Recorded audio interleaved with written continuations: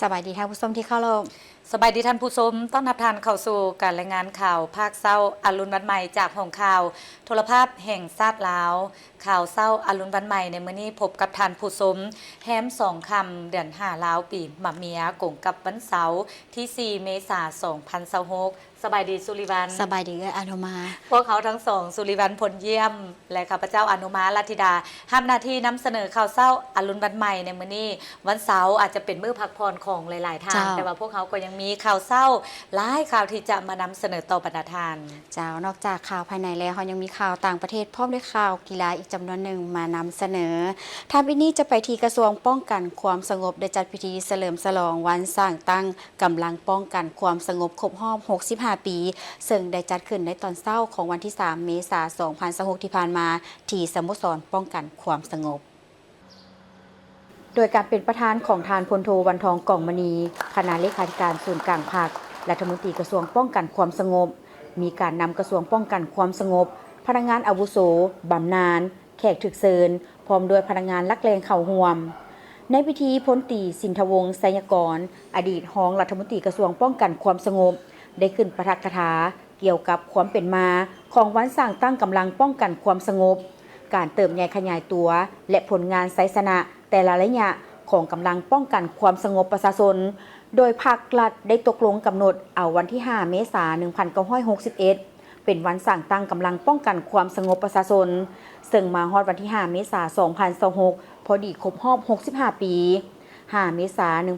1961 5เมษายน2026การกำเนิดของกำลังป้องกันความสงบประชาชนลาวแม้นมีความหมายสำคัญทางด้านการเมืองอันใหญ่หลวงในประวัติศาสตร์ของชาติลาวนับแต่เมื่อสร้างตั้งกำลังป้องกันความสงบได้เสื่อมซึมและปฏิบัติ3หน้าที่คือตำรวจต้องฮู้เฮ็ดเวียกงานก่อสร้างรากฐานการเมืองและพัฒนาชนบทตำรวจต้องฮู้เฮ็ดเวียกงานสืบข่าวกำสภาพการตำรวจต้องฮู้กฎหมายภายในและต่างประเทศพร้อมเดียวกันนั้นกำลังปกส.ยังได้เคลื่อนไหวป้องกันฝึกแอบหำเฮียนปรับปรุงกำลังเพิ่มพูนผลิตผลหาเลี้ยงกุ้มตนเองด้วยการสร้างพลาธิการกับทีทั้งขนขวยก่อสร้างหักฐานซึ่งได้หับความหักแพงอุ้มสู้ช่วยเหลือจากประชาชนบรรดาเผ่าตลอดมาถึงว่าในเบื้องต้นกำลังเฮายังอ่อนน้อยการประกอบอาวุธพาหนะล้าสมัยระดับเทคนิควิทยาศาสตร์บ่ทันสูงแต่ย้อนความเฮียกห้องต้องการของประเทศชาติกำลังปกส.ได้เด็ดเดียวเสริมขยายน้ำใจหักชาติหักความเป็นเอกราชและพื้นแผ่นดินอันอุดมหังมีของตนบ่ยอมเป็นข่อยค่าให้แก่ชาติอื่นได้พร้อมกับกองทัพประชาชนบรรดาเผ่าต่อสู้ต้านการหุกหานของจักรพรรดิภายนอกและลูกแรงตีนมือขายชาติตลอด65 ปีแห่งการกำเนิดและเติบใหญ่ขยายตัวของกำลังปกส.ภายใต้การนำพาของภาคประชาชนปฏิบัติลาวแม่นประวัติศาสตร์แห่งการทดสอบอันใหญ่หลวงในการต่อสู้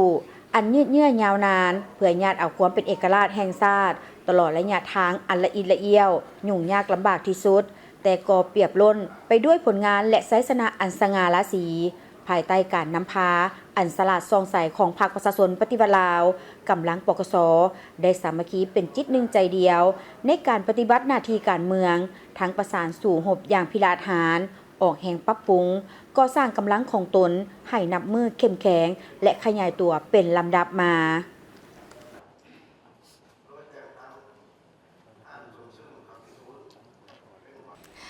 มาติดตามชมกองประชุมสรุปเวียกงานกวดกาประจำปี2025และผ่านทิศทางแผนการปี2026ของกลุ่มกวดกากระทรวงวัฒนธรรมและการท่องเที่ยวซึ่งกองประชุมดังกล่าวได้จัดขึ้นในวันที่2เมษายน2026กองประชุมภายใต้การเป็นประธานของสหายนางสวนสวรรค์วิญญาเกตกรรมการศูนย์กลางภาครัฐมนตรีกระทรวงวัฒนธรรมและการท่องเที่ยวให้เกียรติเข้าร่วมมีสหายคำไหลศรีประเสริฐรองประธานกวดกาศูนย์กลางภาคสหายคำเผ่าวรรณวงศ์หัวหน้ากลุ่มกวดกากระทรวงวัฒนธรรมและการท่องเที่ยวพร้อมด้วยหน่วยงานที่เกี่ยวข้องสหายนางสวนสวรรค์วิญญาเกตได้กล่าวว่าเวียกงานการกวดกาแม่นพระบทบาทต้นต่อในการนำพาซี่น้ำของภาคและการคุ้มครองของรัฐมติของประชุมใหญ่ข้างที่11ของภาคได้กำหนดไว้ว่าภาคเฮาย้ำใดก็ถือเวียกงานกวดกาติดพันกับเวียกงานก่อสร้างหน่วยภาคพอใส่เข้มแข็งนักแน่นเป็นหนึ่งในภารกิจ เป็นหนึ่งในพระบทบาทและแบบแผนการนำพาของพรรคบ่มีการกวดกาก็หมายความว่าบ่มีการนำพาซึ่งในปี 2026 นี้เป็นปีเริ่มต้นในการผันขยายมติกองประชุมใหญ่ครั้งที่ 12 ของพรรคก็คือแผนพัฒนาเศรษฐกิจสังคมแห่งชาติ5 ปีครั้งที่ 10 จึงมีความจำเป็นต้องได้รับการปฏิบัติอย่างแข็งแรงในโครงเขตเวียกงานกวดกา 1 ปีที่ผ่านมา โดยคณะประจำภาคคณะภาคภาคฐานคณะหน่วยภาครัฐวิสาหกิจพร้อมด้วยสมาชิกภาคพนักงานรัฐกรทั่วกระทรวงวัฒนธรรมและการท่องเที่ยวได้ดำเนินการเคลื่อนไหวเวียกงานตามพระราชบทบาทของตนอย่างห่าวหันสุ่มใส่เวียกงานตามมติของสภาแห่งชาติปฏิบัติการกวดกาตามปรากฏการละเมิดตามคำห้องคำเสนอและตามการตกลงมอบหมายของขันเทิงและกองประชุมครั้งนี้ได้พร้อมกันลงเลิกค้นคว้าปรึกษาหารือประกอบคำคิดคำเห็นต่อห่างบทสรุปตีราคาการเคลื่อนไหวเวียกงานติดตามกวดกาภาคกวดกาลัดสกัดกั้นและต้านการสอดลาดบังหลวงเวียกงานค้นคว้าพิจารณาคำห้องคำเสนอการติดตามกวดกาการแก้ไขผลโครงการกวดกาและได้รับฟังการเสนอแนะนำบางเนื้อในเอกสารที่สำคัญจำนวนหนึ่งเพื่อเป็นบอนอิงให้คณะกวดกาในการจัดตั้งปฏิบัติเวียกงานของตนพร้อมนี้กองประชุมยังได้รับฟังรายงานย่อเกี่ยวกับการเคลื่อนไหวเวียกงานกวดกาประจำปี 2025 เวียกงานกวดกาและทิศทางแผนการประจำปี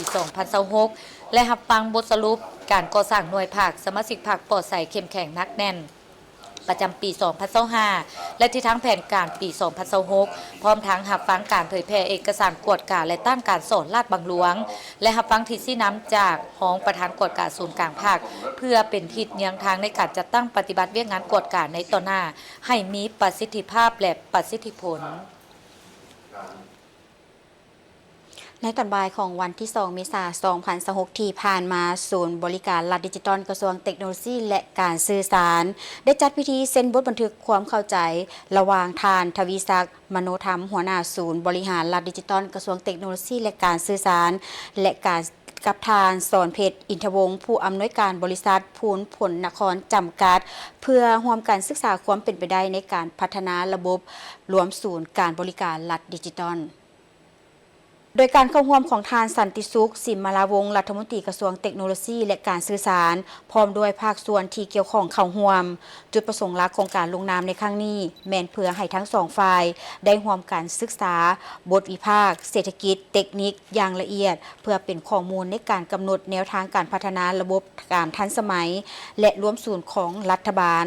เพื่อร่วมมือในการพัฒนาระบบรวมศูนย์การบริการในอนาคตให้เป็นจริงเพื่อสร้างความยืนยงในการพัฒนาเศรษฐกิจและสังคมโดยรูปแบบดิจิทัลของสาธารณรัฐประชาธิปไตยประชาชนลาวร่วมกับแผนการจัดตั้งปฏิบัตินั้นแม้นจะดำเนินในระยะ6 เดือนภายหลังสำเร็จการศึกษาและเห็นว่ามีความเป็นไปได้สูงทั้งสองฝ่ายจะค้นคว้าพิจารณารับรองและก้าวสู่การเซ็นสัญญาร่วมมือพัฒนาระบบตัวจริงในขั้นต่อไปท่านทวีศักดิ์มโนธรรมได้มีความเห็นว่าการพัฒนาระบบบริการรัฐดิจิทัลและเป็นจุดเปลี่ยนที่สำคัญในการปฏิรูปการบริการรัฐและการบริหารรัฐเพื่อหันสู่ความทันสมัยนี้บ่เพียงแต่แม่นการนำใช้เทคโนโลยีเท่านั้นแต่แม่นการสร้างความเชื่อมั่นความโปร่งใสและความสะดวกสบายให้แก่พ่อแม่ประชาชนบุคคลและนิติบุคคลในการเข้าถึงการบริการของรัฐได้ทุกบอนและทุกเวลาการพัฒนาระบบรวมศูนย์การบริการรัฐดิจิทัลแม่นหนึ่งในเวียกพัฒนาในการบริการภาคส่วนรัฐซึ่งเป็นข้อริเริ่มหนึ่งที่นอนอยู่ในแผนงานซึ่งเป็นข้อริเริ่มหนึ่งที่นอนในแผนงานของเสาค่ำรัฐบาลดิจิทัลของยุคทศาสตร์พัฒนาเศรษฐกิจดิจิทัล 2021-2040 และสอดคล้องกับแผนยุทธศาสตร์การบริหารรัฐแบบดิจิทัล 10 ปี 2026-2035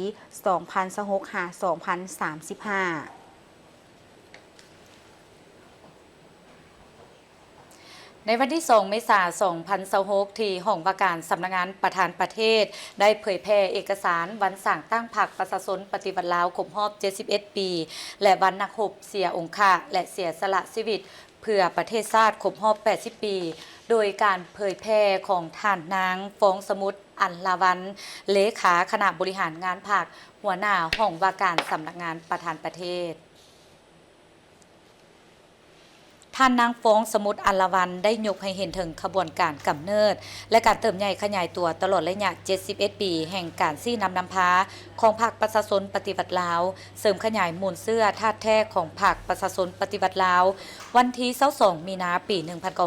1955กองประชุมใหญ่สร้างตั้งพรรคประชาชนปฏิวัติลาวได้จัดขึ้น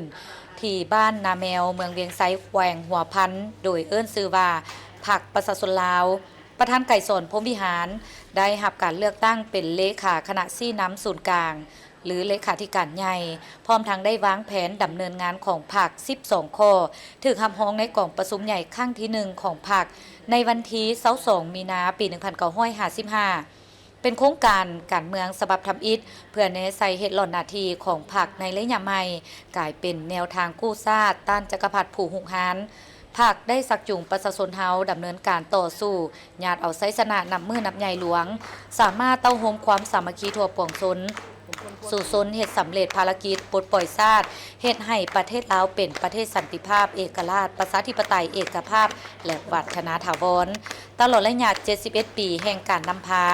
พรรคเฮาได้แบกหาบพลกรรมประวัติศาสตร์อันยิ่งใหญ่ในแต่ละระยะที่แตกต่างกันและสามารถปฏิบัติพลกรรมประวัติศาสตร์เหล่านั้นได้อย่างสง่างาม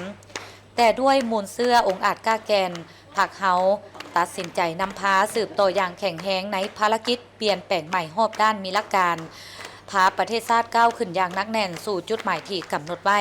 ให้เป็นจริงด้วยการเสริมขยายมูลเสื้อธาตุแท้ของพรรคประชาชนปฏิบัติลาวคือพรรคเฮามีความจงรักภักดีและยึดมั่นในแนวคิดทฤษฎีมาร์กเลนินแนวคิดไก่สนพรหมวิหารก็คือจุดหมายสังคมนิยมอย่างนักแน่นบ่คัมภีร์ตายตัวแต่หากมีความเป็นเจ้าการปฏิสั่งในการหมุนไส้ทฤษฎีและบทเรียนด้านต่างๆเข้ากับเงื่อนไขตัวจริงและสภาพจุดพิเศษของประเทศชาติยึดมั่นและปฏิบัติอย่างถูกต้องบรรดาหลักการพื้นฐานด้านการจัดตั้งและการเคลื่อนไหวของพรรคนั่นก็คือหลักการรวมศูนย์ประชาธิปไตยเวลาใดก็ถือสำคัญการเสริมขยายความสามัคคีเป็นเอกภาพบนพื้นฐานแนวทางแผนนโยบายของพรรค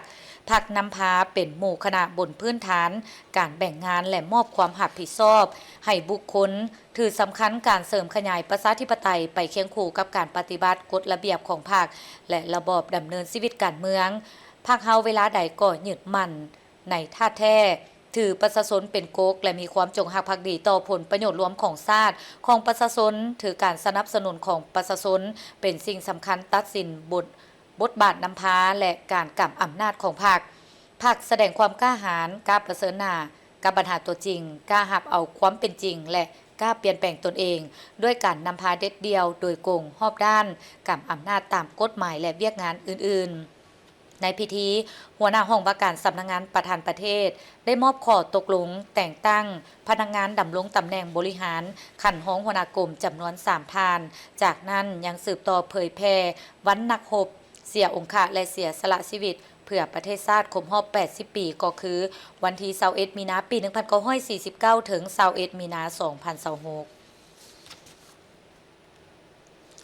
ไปที่พิธีเปิดทดลองนำไส้บัตรที่ต้องเติมเงินเข้าก่อนแล้วจึงนำไส้ของ Visa Pro-Try Card และพัฒนา Visa Pay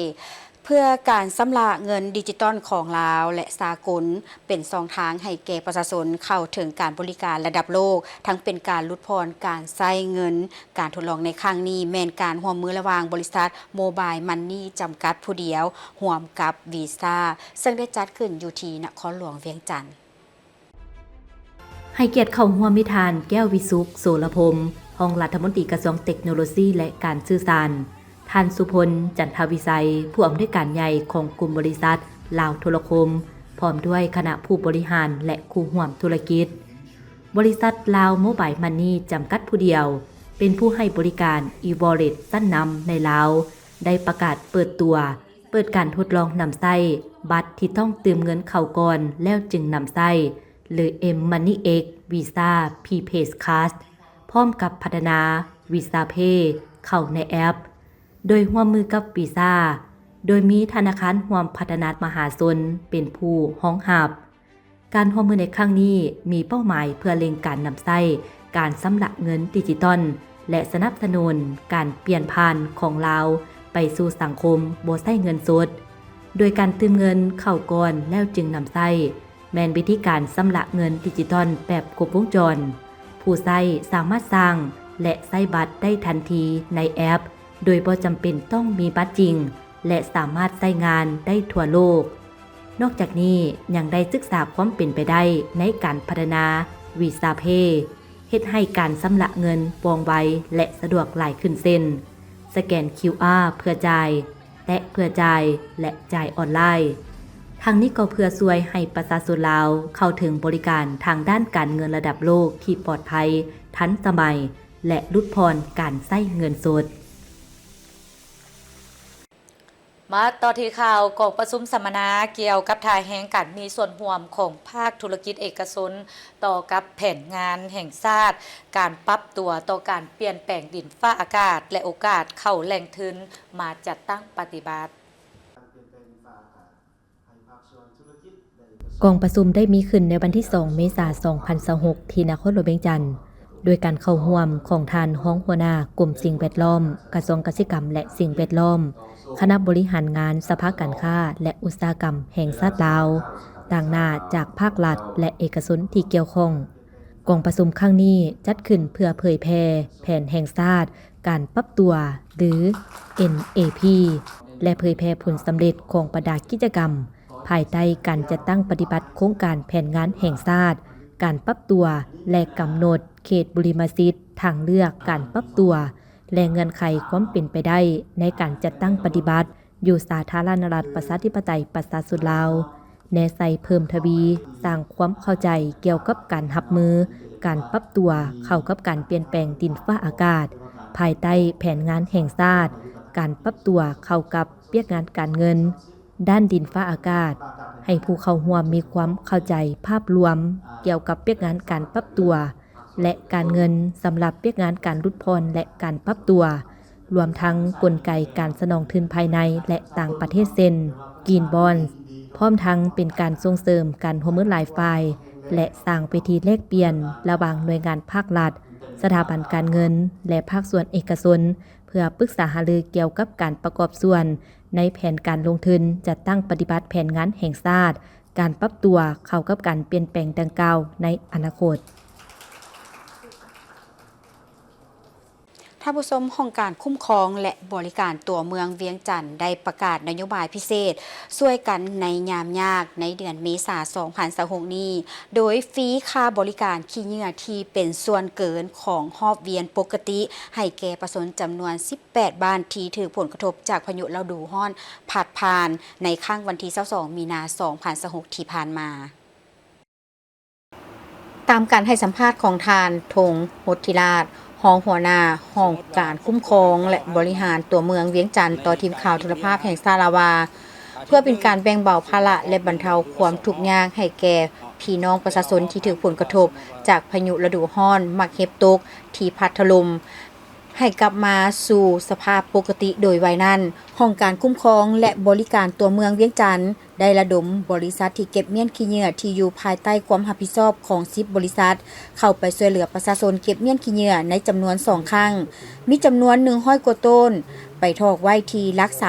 32ยกเว้นค่าสร้างเที่ยวเพื่อเร่งฟื้นฟูความสะอาดและความเป็นระเบียบเรียบร้อยของบ้านเรือนประชาชนให้กลับคืนสู่สภาพปกติโดยไว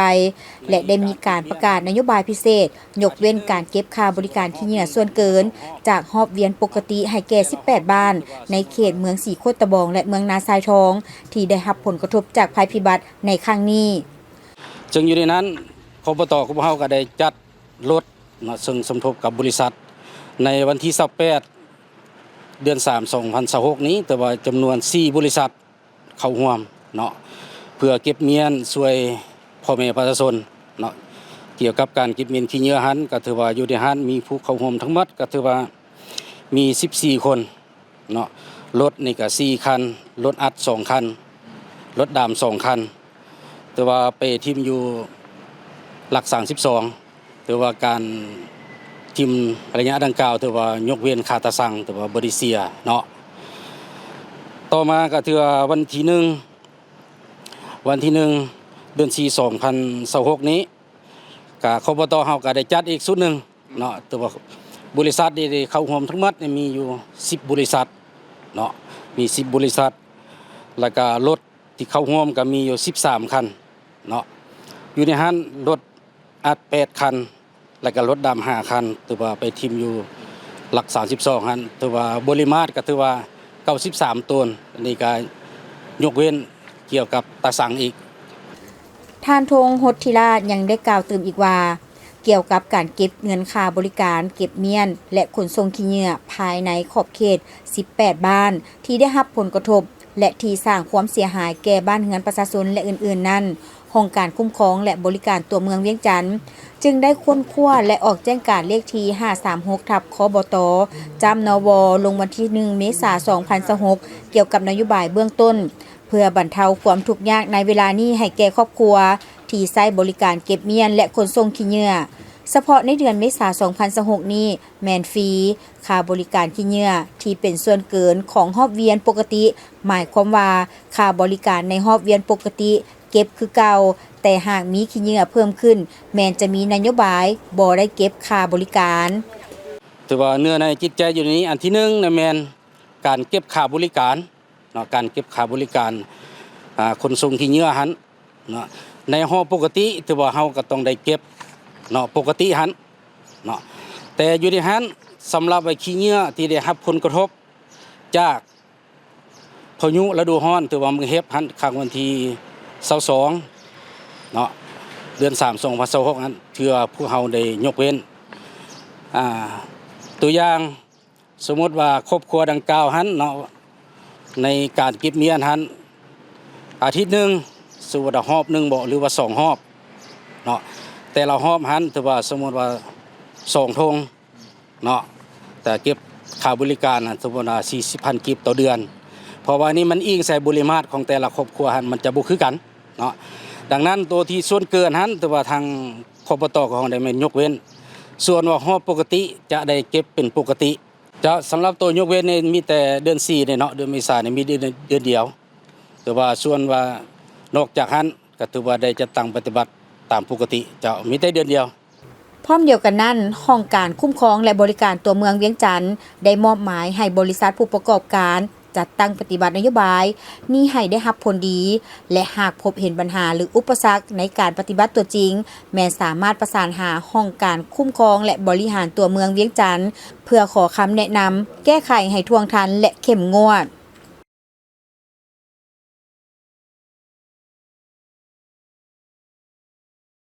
มาเบิ่งความเสียหายจากการพัดผ่านของพายุฤดูร้อนดังที่ได้รับทราบกันก็คือในวันที่22มีนาที่ผ่านมา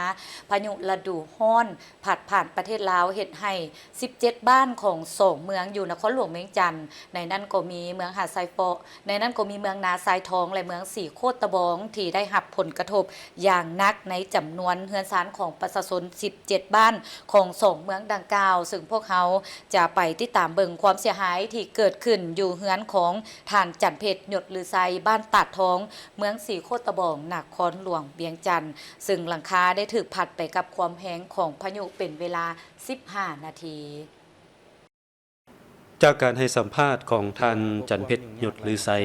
บ้านตัดทองเมืองสีโคตรตะบองนครหลวงเวียงจันทน์ได้บอกกับทีมข่าวโทรภาพแห่งชาติลาวว่าเฮือนตนเองเป็นเฮือน2สั้นในเวลาเกิดมีพายุบักเก็บพัดเข้ามาในวันที่22มีนาคม2026เฮ็ดให้เฮือนสั้นที่2พร้อมหลังคาถูกพัดปลิวไปอย่างไววาโดยใช้เวลาเพียงแต่15นาทีเท่านั้นต่อสภาพดังกล่าวเฮ็ดให้การดำรงชีวิตในเวลานั้นพบความยุ่งยากไฟฟ้าก็ถูกตัดขาดเพราะกระแสลมพัดแรงของพายุภายในเฮือนที่เหลือแต่สั้นลุมพื้นเฮือนกลายเป็นสีขาวเต็มไปด้วยหมากเห็บและน้ำฝน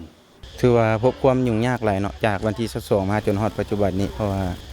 อิงใส่ครอบครัวก็บ่มีผู้ใดเด้เนาะเพราะว่ามันเมียนช่วยก็อาศัยไอ้น้องมาช่วยเด้เนาะในการเมียนเครื่องเมียนไม้เมียนตอกคนในครอบครัวก็ถือว่าปกติบ่ได้มีไผเป็นหยังเนาะเพราะว่าสัตว์เลี้ยงก็ปกติมีแต่ว่าเฮือนซานเสียหายหรือว่าสมควรเนาะคร่าวๆนี่ประมาณเท่าไหร่ประมาณ100ปลายล้านงบประมาณก็จากอ้ายจากน้องที่ว่าเพิ่นช่วยเหลือถ้าว่าเป็นไปได้ก็ถือว่าอยากให้เพิ่นช่วยตามความเป็นจริงแหละเนาะเพราะว่ามูลค่าเฮาสร้างมาก็ถือว่าหมดหลายเติบแล้ว สภาพความเสียหายจากเหตุการณ์ครั้งนี้ท่านจันเพชรยศลือไซประชาชนบ้านตัดทองได้ขุนเขี้ยวซอกหายืมเงินจากพี่น้องหมู่เพื่อนบวกกับเงินสะสมเพื่อซื้ออุปกรณ์มาซ่อมแปลงเงินคืนใหม่รวมมูลค่าเสียหาย100 กว่าล้านกีบและแรงงานหลักมีเพียงแต่3 คนคาดว่าจะให้สำเร็จไว้เท่าที่ไว้ได้เพื่อให้ครอบครัวกลับมาอยู่ใช้ชีวิตประจำวันโดยปกติเพราะครอบครัวมันได้อาศัยพักชั่วคราวอยู่กับเฮือนของผู้เป็นแม่ในห้องน้อยๆ ท่านผู้ชมพายุฤดูร้อนที่พัดผ่านและเฮ็ดให้มีบักเห็บตกหนักในข้างวันที่22มีนา2026ที่ผ่านมาได้สร้างความเสียหายอย่างหลวงหลายต่อทรัพย์สินของพ่อแม่ประชาชนต่อกับสภาพการดังกล่าวคณะกรรมการควบคุมภัยพิบัตินครหลวงเวียงจันทน์ก็คือขันเมืองได้หิมห้อนจัดตั้งปฏิบัติแก้ไขและช่วยเหลือประชาชนในเบื้องต้นพร้อมทางวางแผนในระยะยาวเพื่อให้ประชาชนกลับเข้าสู่สภาพปกติโดยไวพายุฤดูร้อนที่พัดผ่านเฮ็ดให้มีบักเห็บใหญ่ตกและพัดถล่มนครหลวงเวียงจันทน์อย่างรุนแรงในค่ำวันที่22มีนา2026ได้สร้างความเสียหายอย่างหนักหน่วงต่อประชาชนใน2เมืองคือเมืองสีโคตรตะบองและเมืองนาไซทองมีผู้ได้รับผลกระทบทั้งหมด 6,277 หลังคาเรือนและโรงเรียน11แห่งในนั้นเมืองสีโคตรตะบองเป็นพื้นที่ที่ได้รับผลกระทบหนักที่สุดมี10บ้านที่ถูกพายุพัดผ่านมี 5,455 หลังคาเรือนโรงเรียน11แห่งวัด2แห่งห้องการบ้าน1หลังสุขศาลาบ้าน1แห่งและศูนย์ผลิตยาวัคซีน1แห่ง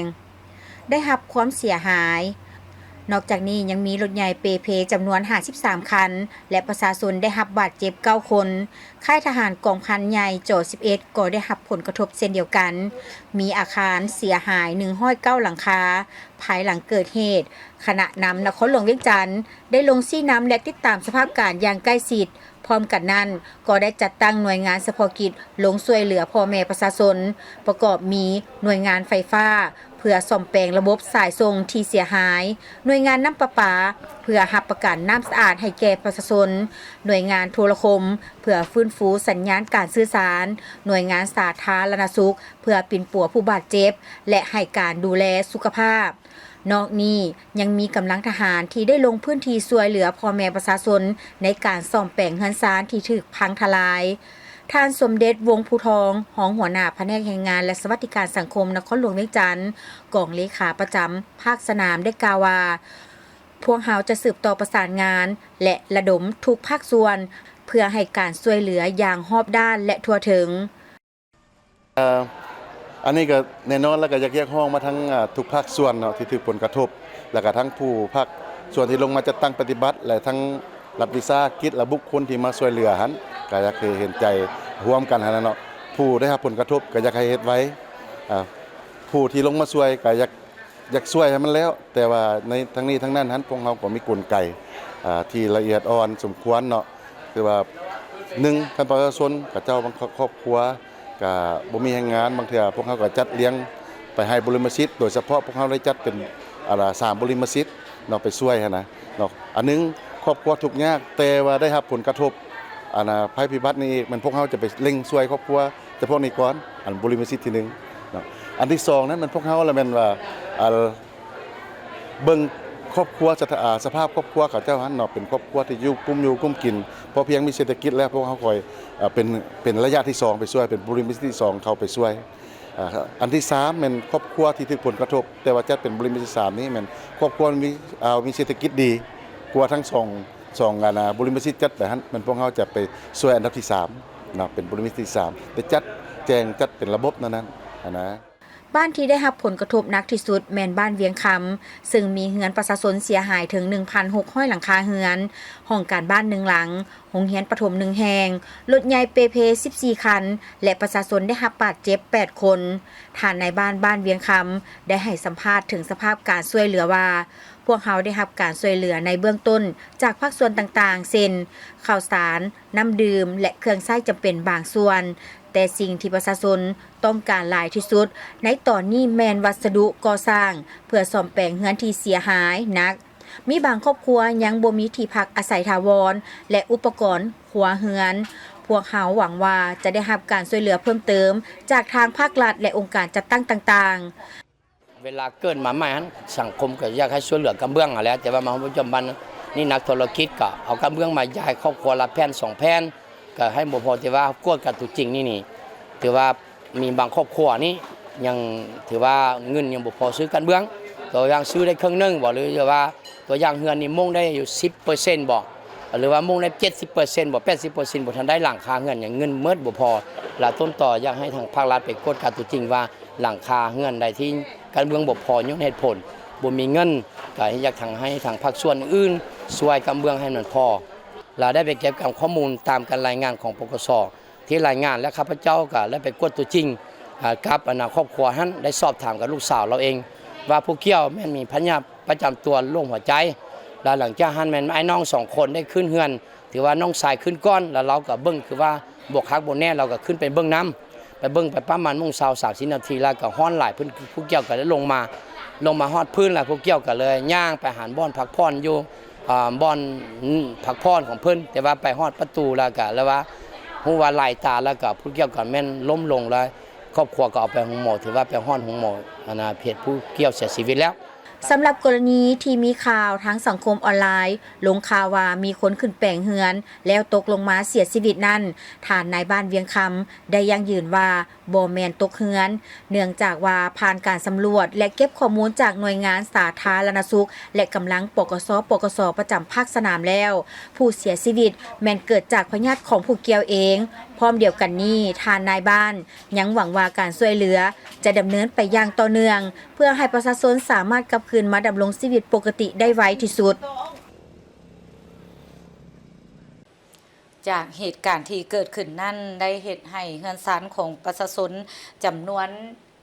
17 บ้านของ2เมืองดังที่พวกเขาได้นำเสนอไปก็คือเมืองสีโคตะบองและเมืองนาไซทองของนครหลวงเวียงจันทน์มาฮอดปัจจุบันนี้มาเบิ่งความคืบหน้าในการก่อสร้างซ่อมแปลงคืนใหม่เฮือนซานของประชาชนที่ได้รับผลกระทบโดยส่วนใหญ่ก็แม่นความเสียหายเกิดขึ้นกับหลังคาเฮือนบ่ว่าจะเป็นการมุงหลังกะสีการมุงกระเบื้อง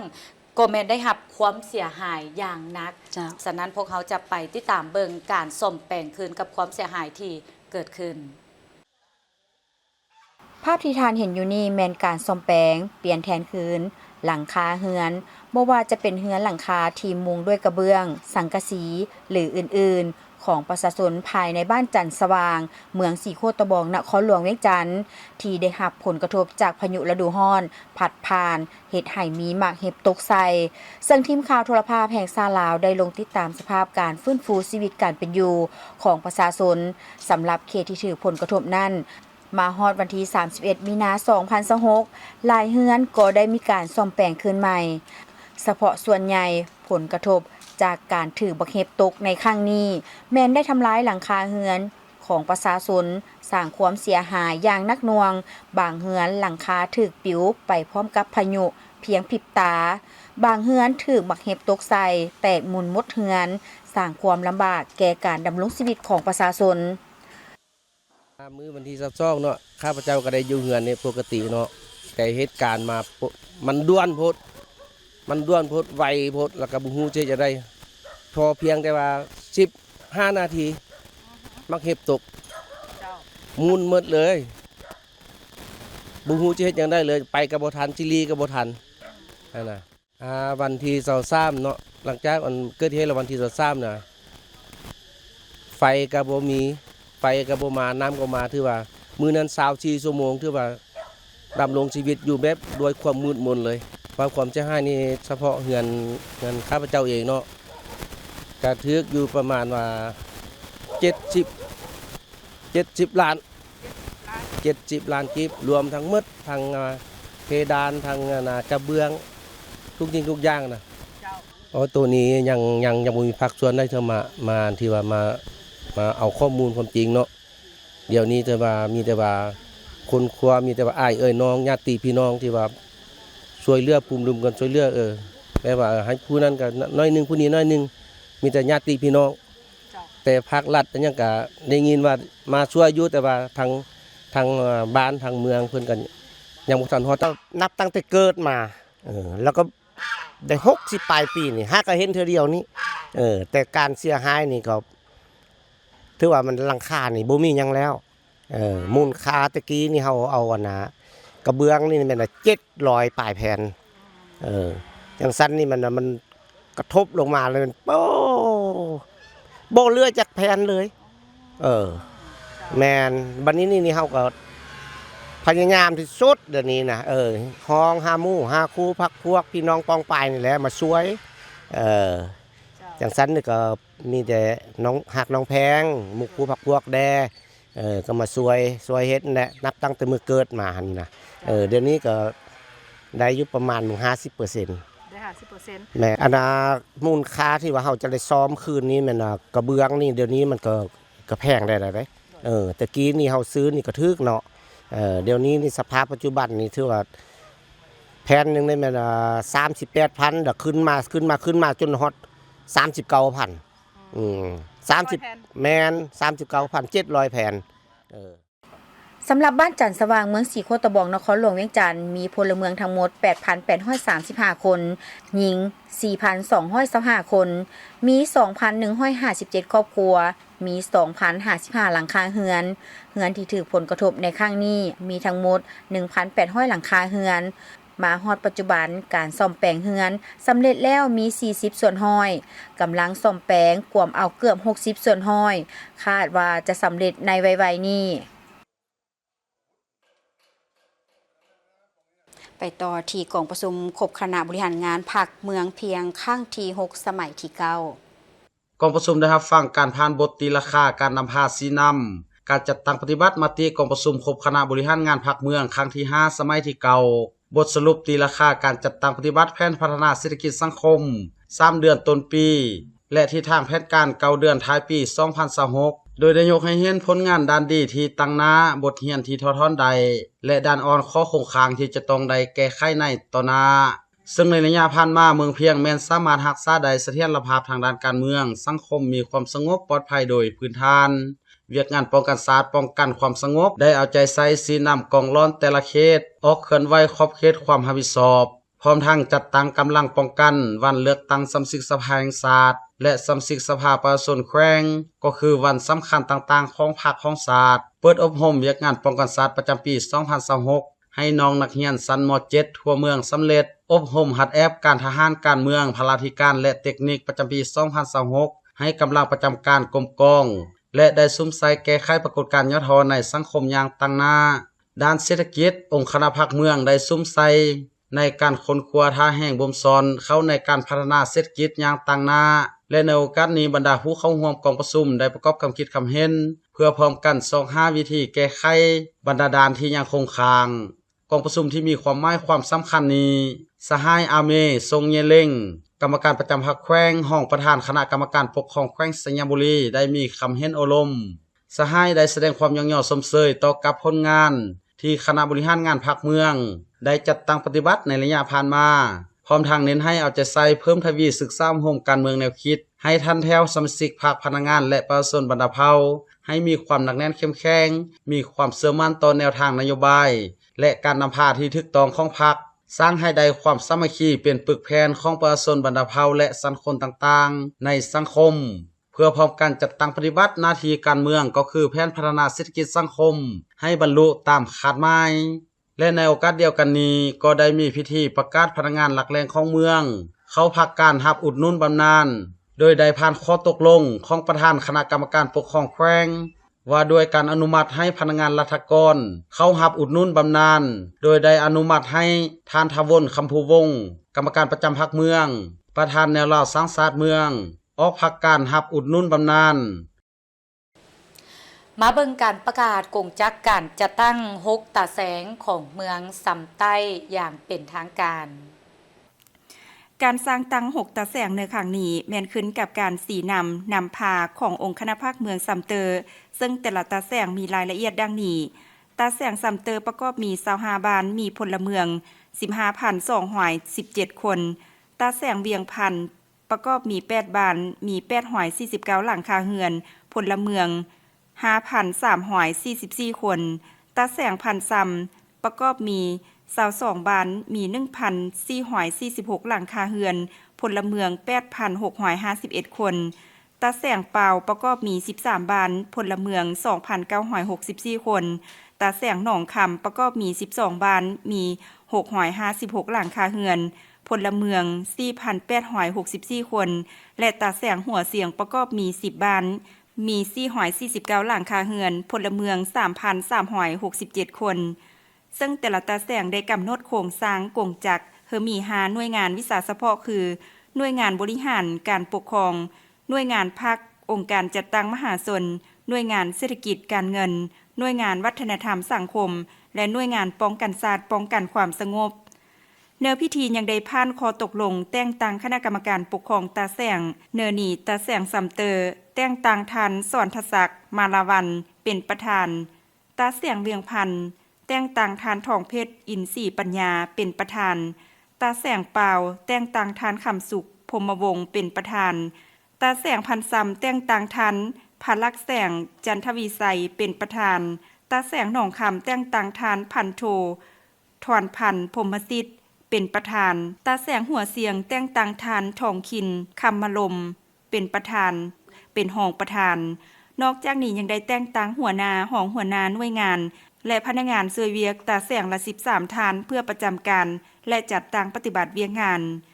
การปรับปรุงและสร้างตั้งกงจักรตาแสงเมื่อในครั้งนี้แม่นยุทธศาสตร์สำคัญในการสร้างความเข้มแข็งให้แก้ระบบการปกครองคันหักฐานเพื่อให้การคุ้มครองบริหารรัฐมีความคล่องตัวโปร่งใสและยุติธรรมเพื่อเพิ่มประสิทธิภาพในการประสานงานสีนำนำพาการพัฒนาเศรษฐกิจสังคมภายในเมืองซัมเตอร์ให้มีการหันเปลี่ยนเมื่อที่ดีขึ้นแหน่เซอร์แก้ไขชีวิตการเป็นอยู่ของประชาชนให้หลุดพ้นจากความทุกข์ยากเทื่อละกาวจากเมืองซัมไต้ไปที่เมืองโพนทองแขวงจำปาสักประกาศสร้างตั้งตาแสงซักเมืองอย่างเป็นทางการในพิธีทานไพศาลอ่อนไซเวียงประธานคณะกรรมการปกครองเมืองได้รายงานว่าตาแสงซักเมืองมีเนื้อที่ทั้งหมด 13,746 เฮกตาร์ประกอบมี9บ้านคือบ้านสมันบ้านซักเมืองบ้านขนาดบ้านทรงทรายบ้านพะลิงบ้านเวิร์นไส้บ้านน้องให้ทาบ้านคันย่างและบ้านจิกมีพลเมืองทั้งหมด 17,995 คนยิง 9,174 คนมี 3,068 หลังคาเรือนมี 2,926 ครอบครัวสำหรับตาแสงซักเมืองมีพนักงานทั้งหมด13ฐานยิ่ง5ฐานมีประธานคณะกรรมการปกครองตาแสง1ฐานรองประธานคณะกรรมการปกครองตาแสง2ฐานหัวหน้าหน่วยงาน5ฐานยิ่ง1ฐานและพนักงานช่วยเวียก5ฐานในพิธีได้ผ่านขอตกลงว่าด้วยการแต่งตั้งบุคลากรหลักแหล่งดังนี้ฐานบุญร้อยสมภูกรรมการพรรคเมืองเป็นประธานคณะกรรมการปกครองตาแสงซักเมืองฐานคำใสแก้วอ่อนหลาเป็นรองประธานฐานพันโทสมบัติสุดสาครเป็นรองประธานนอกจากนี้ยังได้แต่งตั้งหัวหน้าหน่วยงานและพนักงานช่วยเวียกเพื่อประจำการในแต่ละโค้งเขตเวียกงานอย่างครบถ้วนตอนถ่ายทานบุญคงพันวงศาคณะประจำพรรคแขวงประธานกวดกาพรรคลัดแขวงผู้สีน้ำเวียกงานหอบด่านเมืองโพนทองได้ให้เกียรติโอล่ม4ทิศเยืองทางโดยเน้นนักให้คณะบริหารงานตาแสงสุดใหม่จงยกสูงความรับผิดชอบในการหับใส่ประชาชนสร้างความสามัคคีภายในและพันขยายแนวทางนโยบายของภาครัฐให้เข้าถึงหากฐานอย่างทั่วถึงจากนั้นก็ได้เปิดป้ายอย่างเป็นทางการและลั่นของ9 บาทเพื่อเป็นสิริมงคลเติมอีกทางผู้ชมที่เคารพมาฮอนี้ข่าวเศร้าอรุณใหม่ของพวกเราก็หมดเวลาลงแล้วขอบใจทุกท่านที่ให้เกียรติติดตามรับชมแล้วการติดตามการนำเสนอข่าวนำพวกเราได้ใหม่ในข่าวภาคต่อไปสำหรับข่าวภาคนี้โฆษกทั้งสองพร้อมด้วยทีมงานข่าวต้องขอลาทานผู้ชมไปก่อนสบายดีสบายดี